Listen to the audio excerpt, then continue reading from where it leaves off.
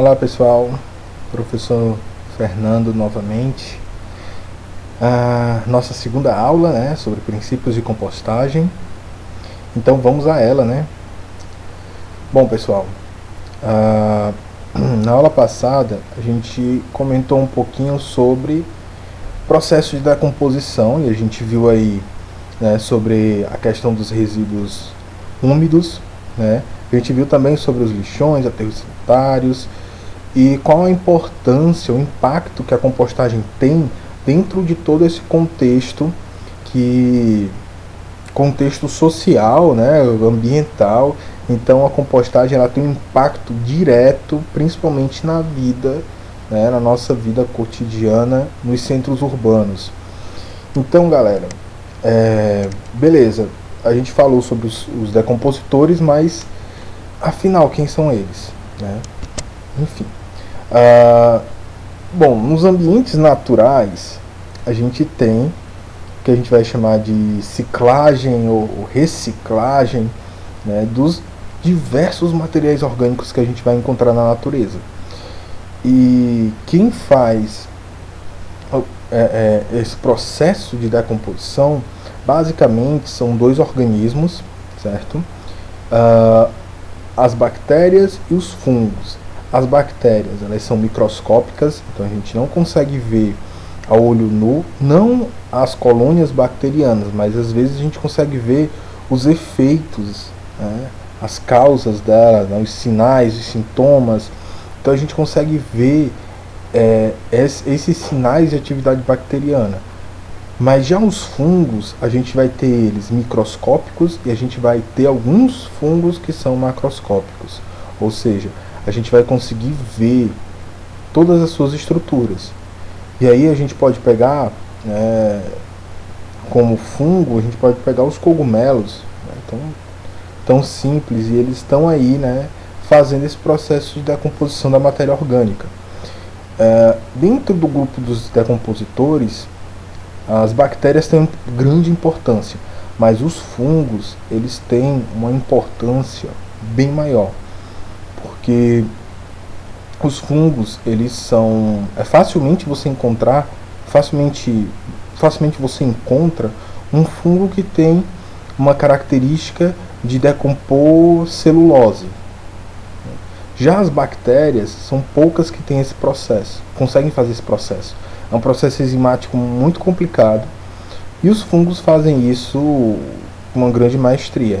É tanto que quando a gente vai numa área que tem uma certa umidade e nessa área a gente encontra restos de vegetais e animais, a gente sempre vai ver os cogumelos, sempre vai ver aquele mofo ali por cima. Então isso é um demonstrativo aí, né, da presença dos fungos como um agente decompositor. Pois bem, bom, esses animais, eles pegam toda essa energia, todos esses compostos, e eles disponibilizam novamente para que as plantas possam assimilar, certo? A diferença entre as plantas e os micro-organismos é justamente porque os micro-organismos, eles não vão produzir o seu próprio alimento, eles vão decompor a matéria orgânica para que assim eles consigam assimilar todos esses nutrientes, certo? E disponibilizar para as plantas, que são os produtores. E aí é interessante a gente lembrar disso aqui. Eu até comentei em sala de aula sobre essa relação ecológica, onde a gente tem as plantas como os produtores, e aí a gente tem um inseto que come a planta, então ele seria o consumidor primário. O pássaro come o inseto, é o consumidor secundário, ele é predador, o pássaro é predador, certo?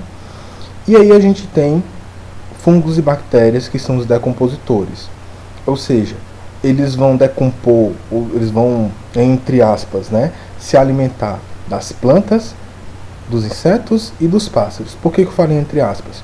Porque sim, eles se alimentam, verdade, mas nem tudo, certo?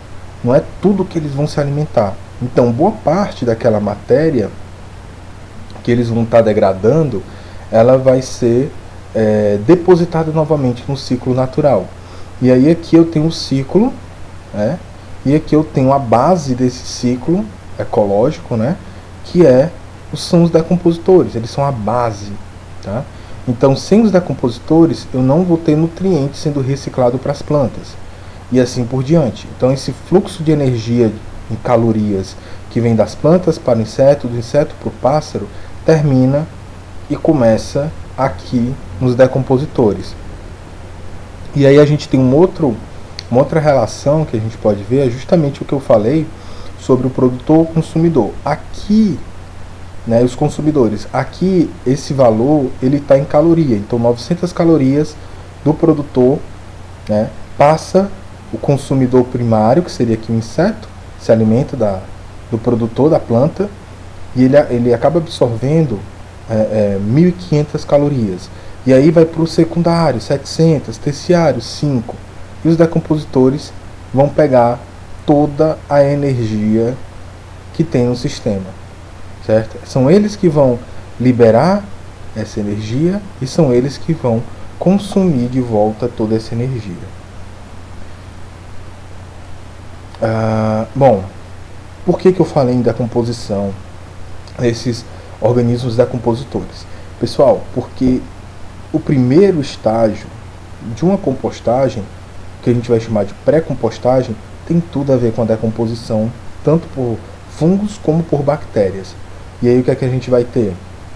Primeiro, é um processo, a pré-compostagem, ela é um processo que não envolve a presença de minhocas nem insetos, certo? E esse processo, né, a gente vai colocar o material orgânico em camadas para que as bactérias, e nesse caso, bactérias e fungos, nós vamos pegar do solo, o próprio solo já vai ter esses organismos, então a gente vai pegar esses organismos do solo e trazer ele para o nosso material para que ele seja decomposto, nosso material orgânico, certo? E aí, esse procedimento de colocar em camadas, colocar no solo, ele pode ser feito de várias formas. Eu vou citar 3 aqui para vocês. A primeira, que é a mais clássica, que é essa daqui, certo? Que eu vou fazer uma composteira no chão, tá? Essa fumaça aqui, lembra que eu falei que o processo de decomposição ele pode gerar altas temperaturas? Esse aqui é o exemplo, ó. Tô vendo aqui essa fumacinha? Pois é, essa fumacinha aqui, ela está indicando que esse material está em alta temperatura. E aí a gente pode chegar até 70 graus, né? Essa temperatura, por quê? Porque aqui a gente tem alta atividade bacteriana, alta atividade de fungos, né? Então eles estão decompondo esse material numa velocidade altíssima. Então, maior velocidade, maior temperatura.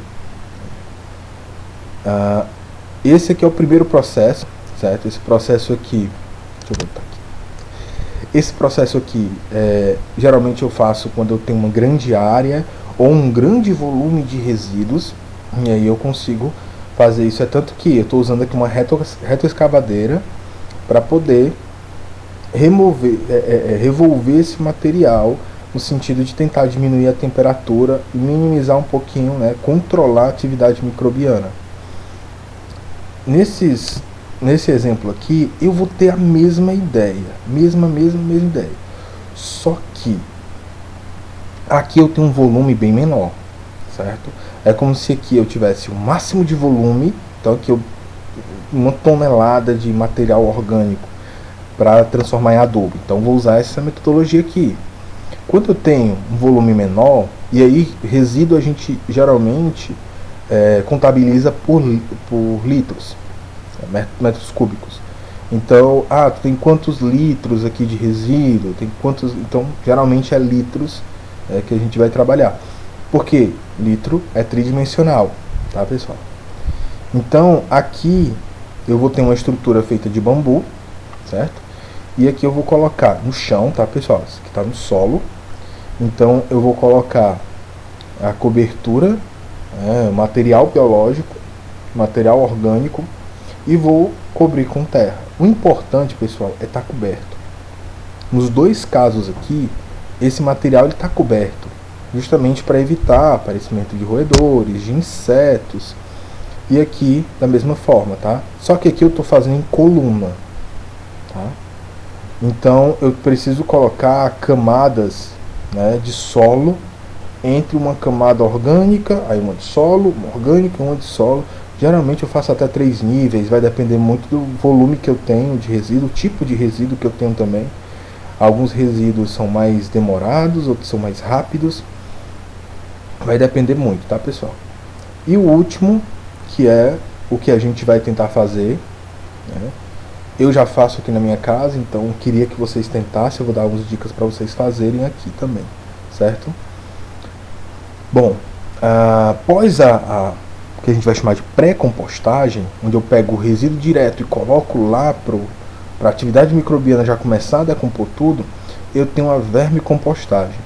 Se lá na pré-compostagem eu não tinha a presença de algum animal que viesse ajudar a decompor esse material, pelo menos diminuir o seu tamanho, vermicompostagem eu vou ter o contrário. Então a vermicompostagem é um processo de transformação, certo? Onde eu vou ter a presença de minhocas, tá? Por isso que verme, porque a minhoca tem uma morfologia vermifoide, né? Então aqui eu vou ter a presença, né, e de minhocas. E diferente da pré-compostagem, a vermicompostagem precisa de um espaço menor, certo? Ela tem uma alta quantidade de decomposição, né, de incorporação desse material orgânico no solo mais rápido do que os micro-organismos. Ele disponibiliza bem mais nutriente para os solos e ainda dá uma aeração, porque eles vão perfurando o solo e vão, né, fazendo galerias, e assim eu tenho uma maior quantidade de oxigênio, diminuindo aí o surgimento de alguns patógenos, né, algumas doenças que podem acabar surgindo nas plantas. Bom, geralmente, pessoal, as minhocas são conhecidas por afofar a terra, como eu já disse aqui, né, transformar a matéria orgânica em alimento, entre aspas, né, porque nem tudo ela se alimenta, e assim ela vai disponibilizar esses nutrientes para as plantas. Então as minhocas, elas auxiliam aí os micro-organismos. Então elas pegam uma partícula que é muito grande, degrada ela, transformando menor tamanho, que facilita o processo de decomposição lá dos decompositores, bactérias e fungos, certo? E aí esse produto final, depois que a minhoca digere esse material, nós chamamos de humus, tá? Então a gente tem vários tipos de humus. Esse aqui que a gente está falando é o humus de minhoca, né, que passa por todo esse processo, né, de deglutição desse material, e ele acaba sendo processado pela minhoca, liberado, e aí a atividade microbiana acaba sendo bem mais eficiente. Bom, como eu disse, a gente vai utilizar minhocas, né, para decompor esse material e transformar ele em humus. E aí, uma das mais eficientes, né, é a minhoca vermelha da Califórnia, ou simplesmente vermelha californiana. E essa minhoca, esse bichinho aqui bonitinho, né, ele é de fácil manuseio, tá? Barato. Então o valor dele, se vocês for pesquisar no Google, o valor é vendido também no quilo, né? Então é bem pequeno o valor dele. Em comparação, ele é um animal muito delicado, então ele facilmente pode se degradar, pode acontecer algum problema com ele. Você tem que ter certos cuidados com umidade, né? com sempre ter resíduo para ele decompor. Então é interessante, se você for usar a vermicompostagem, você deve ter um ciclo de produção de resíduo orgânico alto, porque ele tem uma alta eficiência, certo? E aí vamos seguindo, né? Bom, processo. Pessoal, aqui eu vou acelerar um pouquinho, mas basicamente o processo aqui a gente vai fazer na prática, tá? Mas aqui ele só vem dizendo que eu posso usar bagaço de cana, casca de frutas, legumes.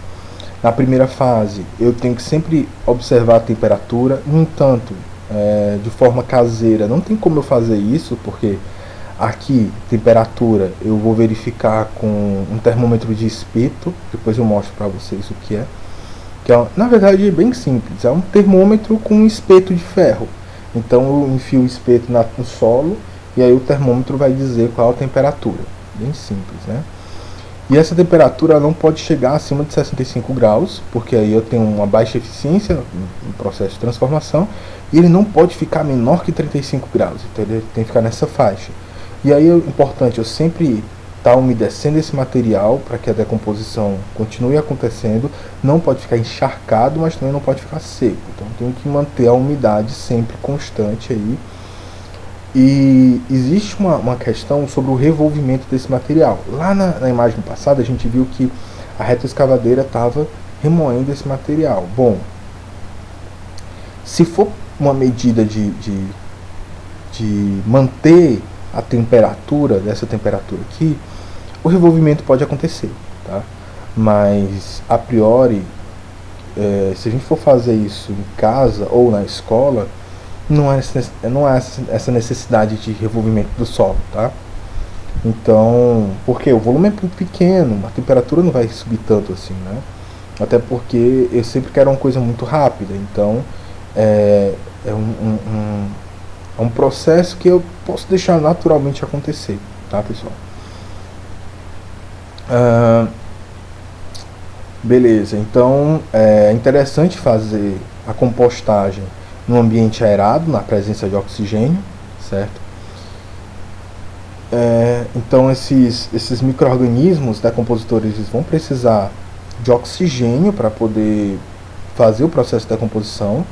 Existe um processo de decomposição sem a presença de ar, certo? Mas em outro momento eu comento com vocês sobre esse processo de decomposição, mas é bem interessante, certo? Que a gente vai ter o aeróbio e o anaeróbio. O anaeróbio ele é bem eficiente, mas ele gera uns subprodutos e a gente tem que ter um cuidado gigantesco, porque ele vai respirar CO2 e ele, né, pode liberar outros gases, incluindo o metano, né? Certo?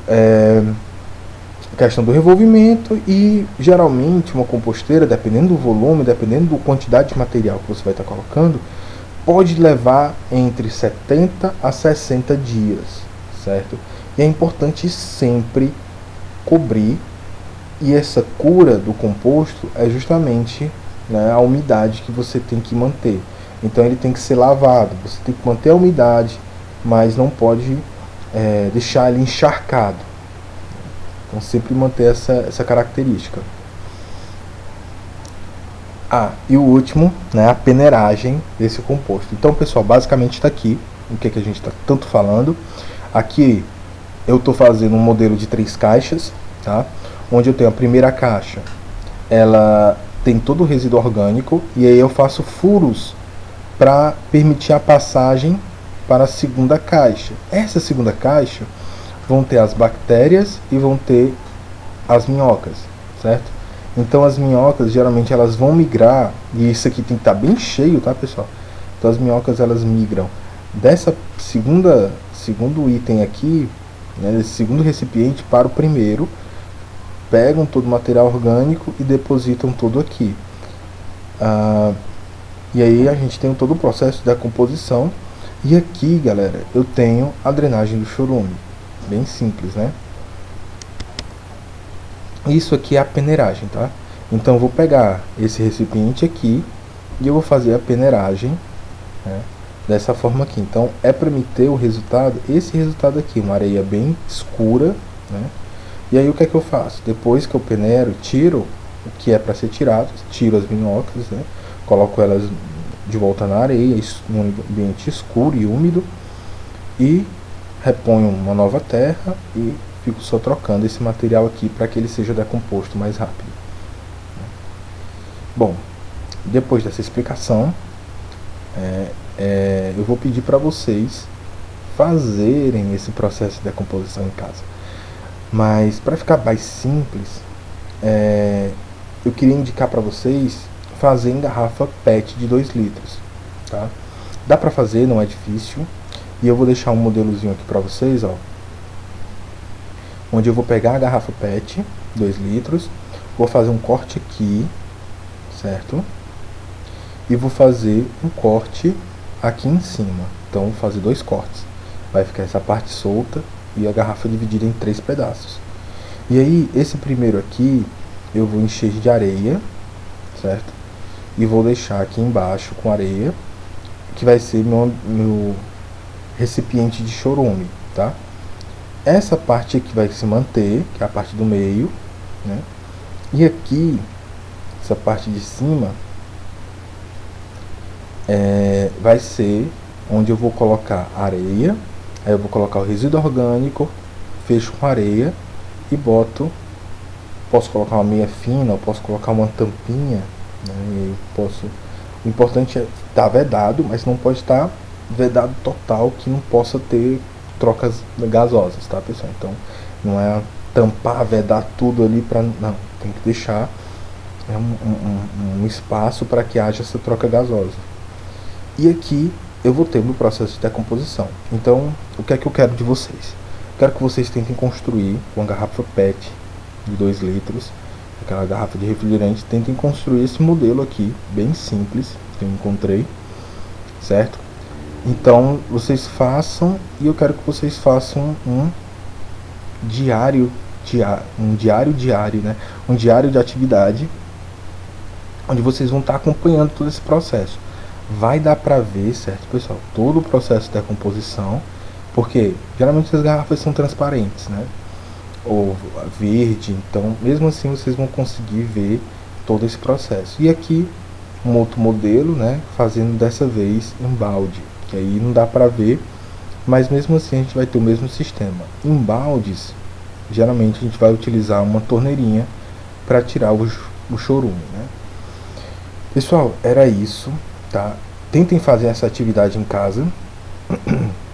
Então vocês vão ter aí 60 dias para acompanhar todo esse processo de decomposição e dar uma coisa para vocês fazerem, né, nesse tempo de quarentena. Pois, obrigado, pessoal, tá? Qualquer dúvida, entre em contato comigo, tá bom? E é isso. Até a próxima.